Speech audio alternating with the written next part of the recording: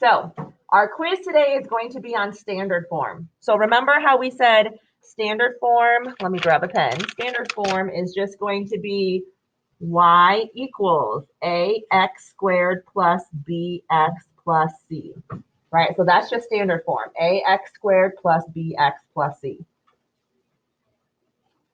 So remember how we said c, that's normally always your y-intercept because it's your constant, it never changes. And then this a tells you if it's positive, it'll go up. And then if it's negative, it'll be facing down, okay? You need a calculator too. So if you don't have a calculator, go grab one.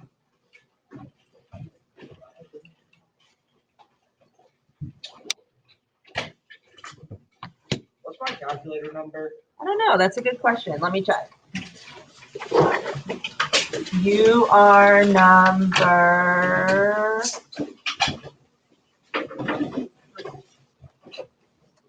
20. Does anyone else need their calculator number? Read, you are 26. Anyone else? Okay. So something that you're going to see on your quiz, which I think is kind of self-explanatory, but I feel like because you haven't really heard of something like this before, you might be second guessing yourself, but it's going to be a question like this. Over which interval is like a range, over from what number to what number is the graph increasing? So your graph is increasing. Increasing means going up, right? So look at your picture. And remember, some of you are like, it goes up like here and it goes up here because the arrows go up. And that's not the case. Okay, when we read a graph, you always read from left to right. So in this picture, if you always start from left, right, you're going down and then you reach the vertex, then you're going up. So does anyone know from what number to what number is your picture going up only? What do we think? Read. Close. You're talking about the range though. So normally when we read like these numbers from left to right, like that. Cameron, what do you think? Closer, but still no, because you're reading the Y. Let's read the X. Like when I read from left to right, from what number here to what number here. That's what I mean. Owen? -2. Yeah, so do you see how from right here, this point, -2, I'm reading from the -2, and then I'm going up. So from -2 to infinity. So when I read or when I write this, I'm going to write it as bracket. This is called bracket form. So from -2, comma, to infinity, that's where it's going up. Yes, Grayson? Why is it -2? Because we read, so like at -10, it's still going down. At -8, it's still going down. At -6, it's still going down. But you see how -2, that's the breaking point. So from -2 and then moving on to like +2 to +4 to +6 to +10, it's still going up. Does that make sense? Mm-hmm. Okay, so now let's do it the other way. Over which interval? So from what number to what number is it decreasing? And remember, decreasing goes down. From what number to what number does it go down? Jack? -2 to -infinity. Close. Like you have the right numbers, but you got to reverse them. -infinity to -2, because we read from left to right. So we want to put it in that order too. So when I start here, well, that's technically -infinity, right? Because the arrows keep going. So from -infinity, it goes down, down, down, down, down, and then it goes to the -2, not the -16, right? To -2, because I'm just reading this axis right here. So when I read, go from left to right on the x-axis. Yes, Grayson? Or always just be flipped. Yeah, pretty much. Yeah, for this chapter, because we have whatchamacallit, parabolas. But like that wouldn't necessarily be the case because later on you're going to see pictures like that. So it won't always be flipped. There will be more stuff going on. Okay. Let's do something like this then. This says the a value of a function in the form ax squared plus bx plus c is negative. So they're saying this number is negative. Which statement must be true? So maybe if you know this is negative, you know what it's going to look like. So maybe you can like do a quick sketch. Like either it looks like this or it looks like that, right? So now you decide if a is negative, which one does it look like so that maybe you can figure out which option is. So let's say this is A, B, C, D. All right, online kids. Do any of you guys think online you know the answer, A, B, C, or D?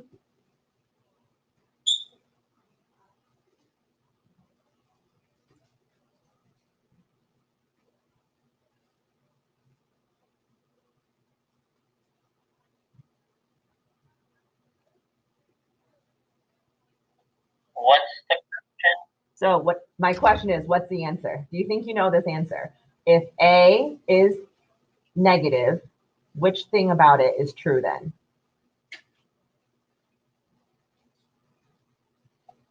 The y-intercept is negative. Not The vertex is the maximum. Okay, so not necessarily the y-intercept is a negative, but this one, the vertex is a maximum. So let me walk you through this because this is kind of tricky because there's no numbers here. You kind of have to like visualize what we're talking about. So this is saying A is negative. So let's say my number is, I don't know, -2. If it were a negative, doesn't it mean that the arrows are pointing down? So your picture is going to look like this. So what does it mean if your picture looks like this? Your vertex is a maximum. It's not a minimum like it would be here. The y-intercept is negative. Sometimes that would be true, but what if your picture was way up here like that, right? The only thing that this says if it's negative is that it's pointing down, but this y-intercept is positive. I mean, like I understand here, if it looked like that, this y-intercept is negative, but that's not always going to be true. The x-intercepts are negative. No, it doesn't mean that it's going to look like this. The axis symmetry to the left of is to the left of 0. No, it could be right here. The axis symmetry is positive. Like all of these are possibilities, but it doesn't happen all the time. That's what I'm saying. Okay, any questions with that? All right, next one. The axis of symmetry of the graph of this function is -1. They're telling me the answer is -1. What is the value of B? So do you see how B, like when they gave me the equation, they didn't put a number there. So I have to figure out what is that number going to be if my answer to the axis symmetry is -1. Does anyone know how to even do this problem?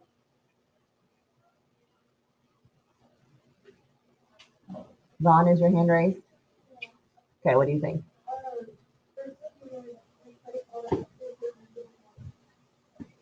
You would replace all the x's with -1.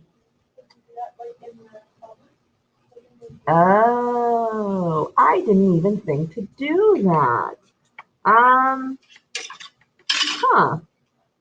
Okay.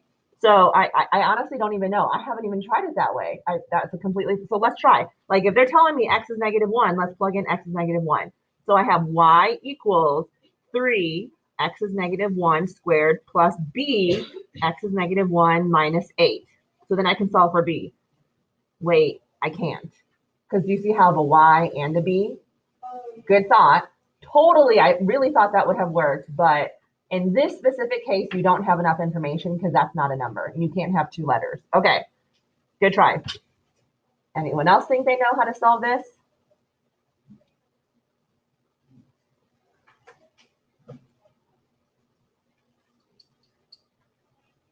The axis of symmetry is -1. They're telling me the answer. Like it's if I were to say like the area is 10. If they tell me the area is 10, which formula do you think I should be using? Okay, so like, do you remember how in the past, if they were to say like, let's have a rectangle, this is 5, and this is, I don't know, and the area is 10. Like if they give you the answer, wouldn't you use that formula to get the answer? So like the area is length times width, and then you would plug it in. 10 equals 5 times W to solve for that. Like if they give you the answer, use the formula that the answer would go with. So like for this one, they give you the axis of symmetry answer. And didn't we say that the axis of symmetry or equation, axis of symmetry is -b/2a? So can't you just use that equation? So I have AOS, the axis of symmetry equation is -b/2a. And they're telling me the answer is -1. So I'm replacing -1 with the word AOS because that's the answer. Does that make sense, guys? So I'm just kind of going backwards. And then it's negative b. I don't know what b is, so I'm going to leave it as negative b over 2 times a. What is a? 3. Do you see how in this problem I could say this is a, b, and c? So I know a is 3. So then I would say, okay, so negative 1 equals negative b over 6, because 2 times 3 is 6. Now what do I do? Think of it as like a one-step equation. Read, what do you think? Divide by something. Super close. Cooper?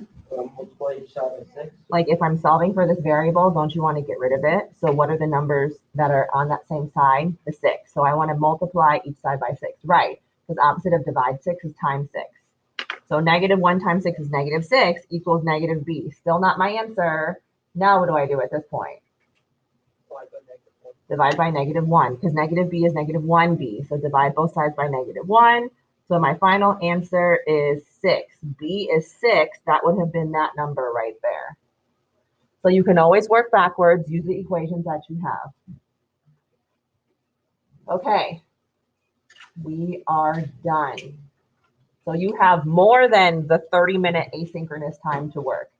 You have, oh, well, you have 32 minutes, exactly. So before I let the online kids go, maybe I want to talk to you online kids about this. Remember how yesterday we practiced doing left bound, right bound to find the vertex?